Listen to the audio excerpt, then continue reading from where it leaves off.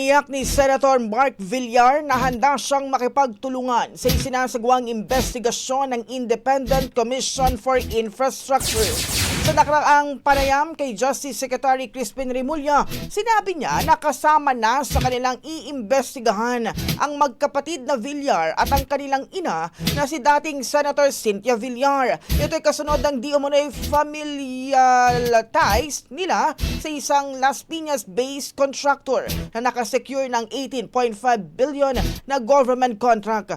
Kaugnay ng isyong ito, nilinaw ng senador na sa kanyang termino bilang kalihim ng DPWH noong 2016 hanggang 2021 ay hindi raw kailanman nakakuha ng kontrata sa pamahalaan ang kanyang mga kaanak.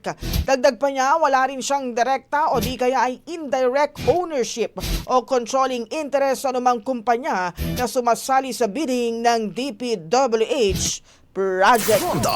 Ang bahaging ito ay hatid sa atin ng Maxan Mangosteen Santon Coffee. Max Healthy, Max Sarap.